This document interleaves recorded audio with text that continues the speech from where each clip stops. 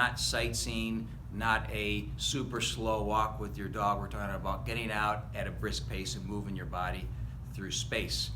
What about vigorous physical activity? The good news, it's less.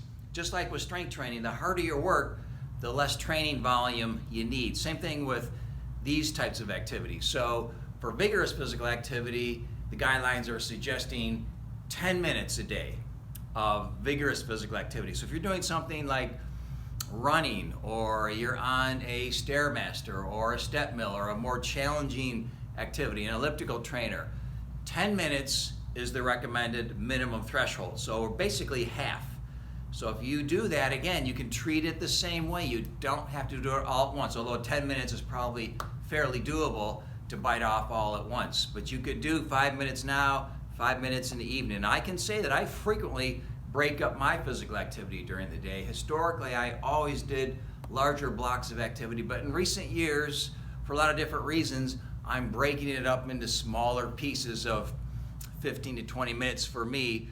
But again, look at yourself, look at the minimum recommendation, at least 20 minutes a day or 150 minutes a week of moderate intensity activity, or 10 minutes a day or 75 minutes a week of vigorous physical activity. But I think the take-home message that's most noteworthy here is that there's no minimum amount required to benefit. So if you literally wanted to do this as it's being presented, you could say, I'll do a minute of hard activity. Then a little later, I'll do another minute. You could literally do that. There's still physical benefits to doing that. So break it up in a way that accommodates your schedule and your routine so that this becomes a doable part of your normal lifestyle. And then lastly, let's talk about food for a second.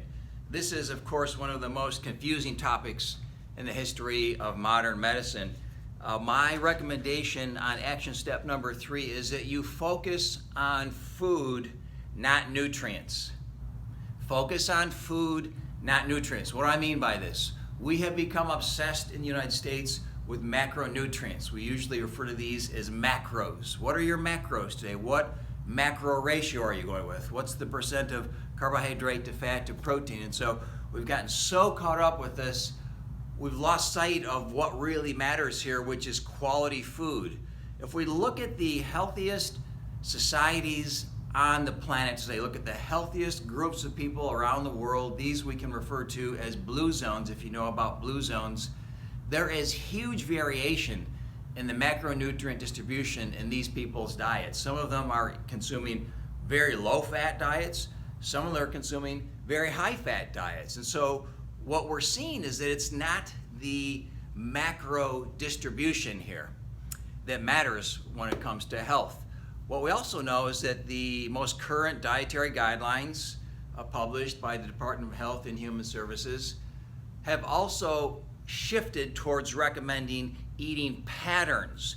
Remember the days back in the 80s and 90s when those guidelines included specific percentages and ratios, and that really is an outdated way to think about your nutrition. We now know that there's no magic percent of fat. There's no magic percent of carbohydrate in your diet that leads to better health. There's wide variability here, and evidence continues to tell us that. A 2019 study that was the first of its kind, published by the National Institutes of Health and Dr. Kevin Hall, who was the lead investigator on this study. This is the first study of its kind ever done. They looked at this issue of macros. They gave a group of people the same macro distribution in their diet as the intervention group did. The only difference between these two groups was that the kinds of foods were different. One group ate a diet of processed foods, something that the standard American diet includes a lot of. The other group was given unprocessed and minimally processed foods, more wholesome foods, apples, fruits, vegetables, etc. And the end of a month, not surprising here, guys, if you know anything about nutrition, at the end of a month, eating the same macros, which is supposed to predict weight and health outcomes, eating the same macros had no relationship to what was happening with their weight.